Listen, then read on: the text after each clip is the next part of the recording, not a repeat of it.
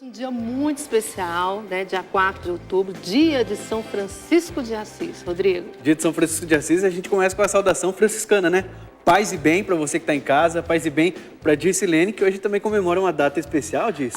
Hoje eu faço aniversário de batismo. Olha, que eu fui importante. batizado justamente, né? Meu santo de devoção no dia de São Francisco de Assis. Que data bonita. Muito feliz, né? De ter a honra de ser batizada nesse dia, desse santo tão importante para todos nós. Hoje, então, né, um dia tão especial que o Papa está em Assis, né, Pois na cidade de Francisco. Verdade, de um dia especial. E a Canção Nova tem levado desde cedinho já esta visita histórica do Papa Francisco a Assis, na Itália, uma cidade que foi visitada por tantos papas. Os últimos papas estiveram lá, Bento XVI, João Paulo II, o Papa João XXIII, e agora o Papa Francisco, que é o primeiro papa a assumir esse nome, o nome de Francisco, visita então Assis, e a Canção Nova está levando tudo isso para você aí na sua casa. É verdade, né? E além, Rodrigo, né, dessa profundidade de espiritualidade, de amor, né, que ele nos ensina a amar os pobres, a estar atento, né, ao outro, ele ainda é protetor dos animais. É isso aí, protetor dos animais,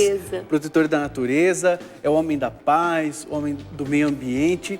E é justamente esse assunto que a gente trouxe aqui para conversar no nosso estúdio, essa relação das pessoas com os animais. Isso pode beneficiar e ajudar até mesmo a saúde. É isso que a gente vai ver aqui no estúdio, na nossa conversa com a terapeuta ocupacional Flávia Torres e a fisioterapeuta Leila Batagini. Bom dia, sejam bem-vindas ao Manhã Viva. Bom dia. Antes de mais nada, muito obrigada pelo convite e saber que eu fui convidada para vir aqui dia de São Francisco e falar dos animais é muito gratificante, porque uma coisa que eu nunca pensei na minha vida profissional é trabalhar com animais, né? Nunca pensei, um instrumento de trabalho, né, que eu vou utilizar seria um animal. Então eu queria agradecer e dizer que o cavalo, que é usado na ecoterapia, é um animal extremamente dócil, ele é carinhoso, ele passa para a gente uma tranquilidade e para a criança também, né? Então é por isso que o cavalo ele pode ser utilizado para tratamentos, né, para reabilitação. Isso é muito importante. Além dos cachorros, até tartaruga nós conseguimos reabilitar, né? Então é muito gratificante. E até porque esses animais, como o cachorro e o cavalo, principalmente o cachorro, eles estão mais próximos mesmo, né? Isso. Eles são dóceis, né? O contato é mais acessível, né? É muito Agora bom. também, como que é escolhido o animal, né? Como é que faz essa seleção? O animal tem que ser forte, tem que ser novo, tem que ser dócil, não pode ter trauma, né? Um animal que já sofreu violência, que sofre maus tratos, no geral tem que passar por um tratamento para poder ir para a ecoterapia, né? Realmente, todo mundo fala assim, eu tenho um cavalo lá na minha fazenda, eu posso usar para ecoterapia? Não é bem assim, tem até aquele ditado, né? Cavalo dado, né? Não se olha os dentes. No caso da ecoterapia, nós temos sim que olhar os dentes e realmente, às vezes, nós até já tivemos que devolver, infelizmente, porque a pessoa vem com boa vontade. Mas realmente o cavalo ele tem que ser um cavalo em relação ao físico dele, por exemplo, ele tem que ser uma altura mais ou menos de 1,50, ele tem que ser, não pode ser um cavalo nem muito alto nem muito baixo. Tem que ter um passo simétrico, isso é o mais importante. O passo, ele já é preparado para todo a ecoterapia. Para ele, não é assim, eu recebi um cavalo, eu vou usá-lo. Não, ele tem que ser treinado com um especialista, né? No caso, um instrutor de equitação, a pessoa que entende mesmo do cavalo. Enfim, passa por veterinário, tem todo o check-up, tá? Ele é habituado daí aos instrumentos, aos brinquedos, né? O cavalo tem que habituar com brinquedo sonoro, com plástico. O cavalo morre de medo de plástico, né? Então ele tem que ser habituado ao som, ao grito, a movimentos bruscos. E o cavalo, embora seja grande, forte, o cavalo é presa na natureza. A gente está vendo algumas imagens aí já, né, da ecoterapia.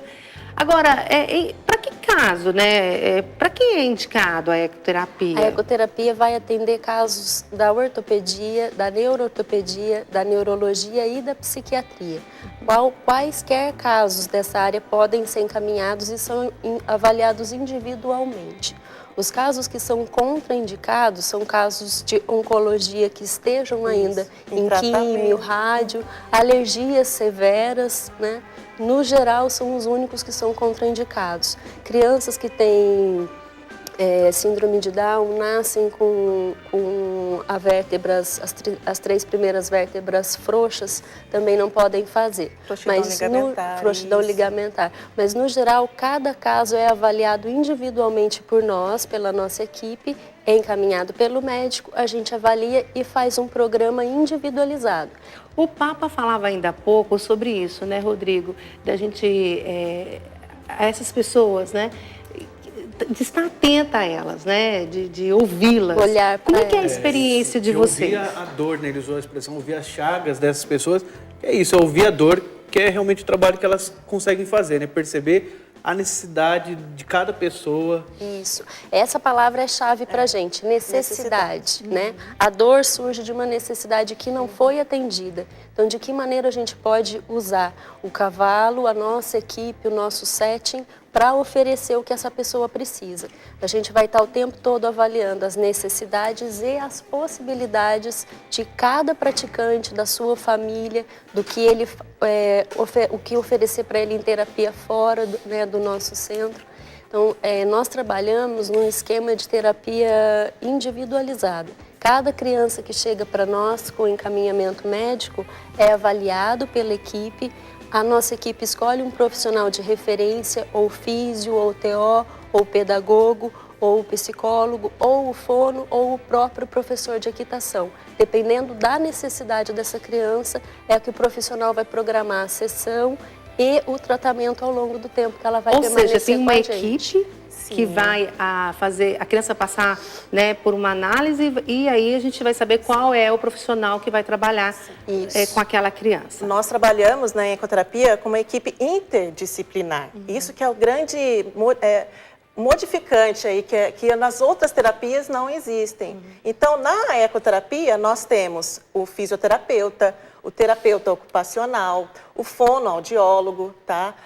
O médico, claro, o psicólogo, assistente social, o educador físico, não é mesmo?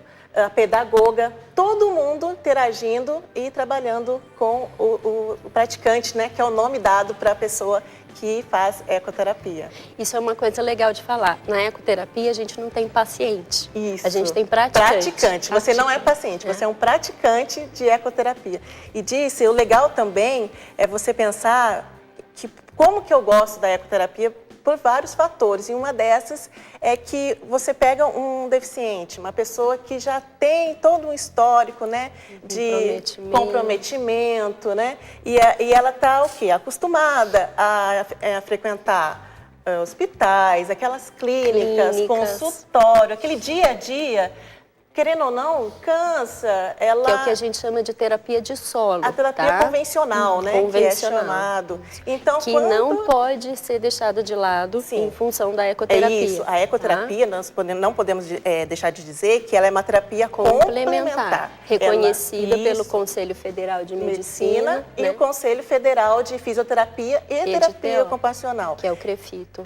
Isso. Então, assim, a ecoterapia, ela não substitui a terapia convencional, tá? Mas ela vai dar todo o suporte. Ok. A gente vai falar um pouquinho também, Rodrigo, desse lado que ela começou a entrar, que eu acho que é o que faz a diferença, né? Claro, eu não sou profissional da área, mas ouvindo elas falar, né? Elas falarem aqui, eu já vou percebendo isso e vendo as imagens também que a nossa produção trouxe aí, existe um lado afetivo também. Eu acho que isso pode colaborar bastante, né? Inclusive, o que está dizendo uma das nossas internautas, ela fala justamente desse afeto em relação aos animais, o cachorro.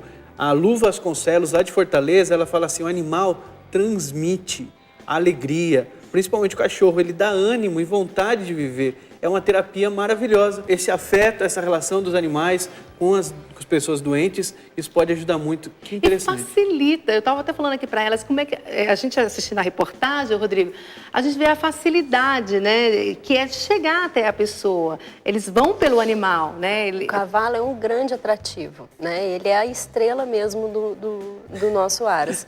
E o vínculo é o que torna a coisa mais terapêutica mesmo.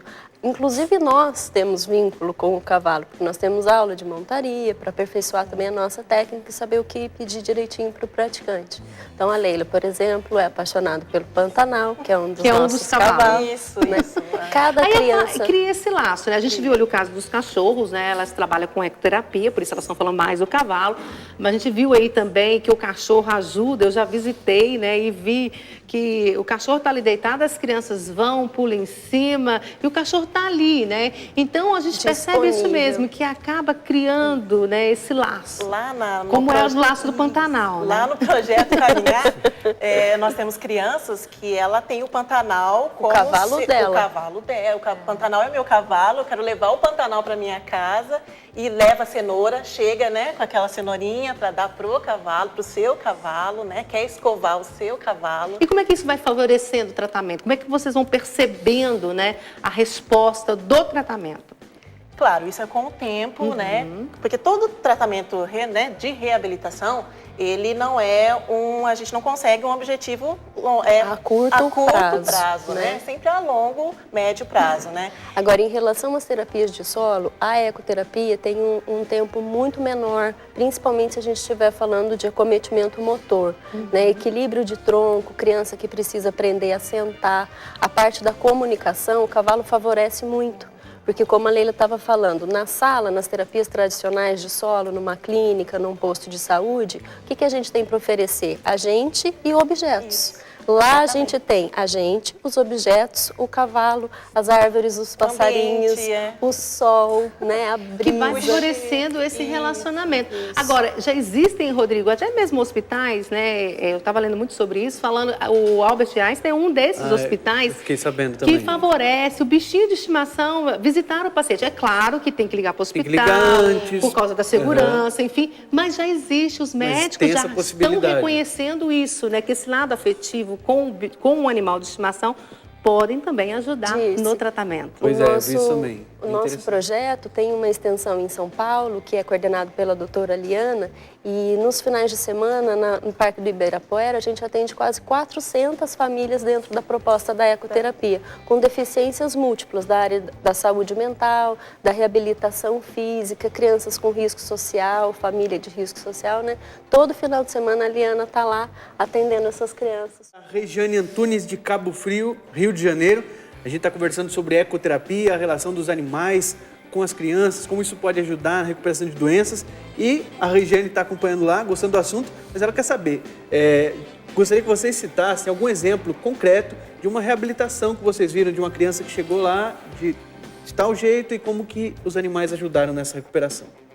Escolhi um caso de todos que a gente acompanha, é difícil para a gente, mas os casos mais comuns que chegam para a gente, que são os casos da famosa paralisia cerebral, né?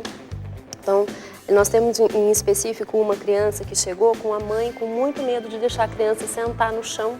Essa criança já numa idade avançada não tinha controle de tronco nenhum para sentar. Em 40 dias no cavalo, nós tiramos da montaria dupla, que é quando nós montamos junto, né? E com o apoio, ele já está sentando, girando, se movimentando, levando objetos à boca, e essa mãe numa felicidade muito grande, né? Encontrou a linha média, desenvolveu coordenação motora fina. Esse caso é um caso clássico da ecoterapia. Isso, né? Não tem preço, né? Isso. Olha, não tem. A gente é privilegiado de poder acompanhar esse tipo de caso e de que as mães confiem na gente para levar tanto para o chão quanto para o cavalo, né? E disse, o caso da Ana, né?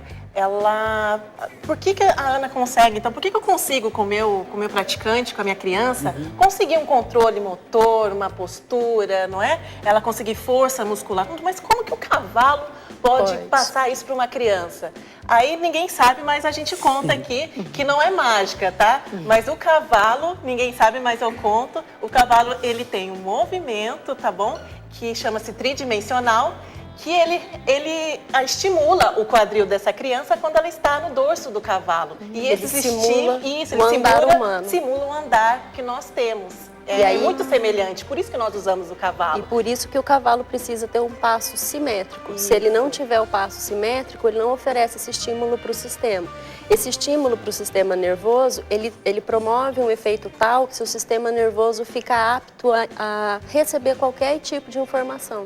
Por isso que o cavalo vai servir para a área motora, cognitiva, afetiva. Agora, esse passo simétrico, porque a gente vê o cavalo, é aquele que marcha, aquele que troteia, Cada cavalo tem um tipo de andadura que a gente fala. Sendo simétrico, quase todos eles vão ter função, cada um para o seu caso, tá? Difícil a raça de cavalo que não serve para ecoterapia. Tem algumas que não servem, mas é difícil. A maioria serve. Né? A gente, a cada dia aqui no Manhã Viva, a gente vai descobrindo coisas novas. É claro que eu já vi falar de ecoterapia, mas é tão gostoso quando a gente está falando, está conhecendo melhor. A gente ficou sabendo também que não é só também para fobia, né? Em algum caso de depressão também, e que vai favorecer também. Olha, muito obrigada pela presença de vocês. Rapidinho, né? Elas vibram em falar, né? Porque é bom ver pessoas realizadas com aquilo que fazem, né? A gente queria mandar um abraço enorme para nossa equipe, para a Lucila, nossa chefe, que é uma chefe maravilhosa, uma mulher guerreira, muito especial.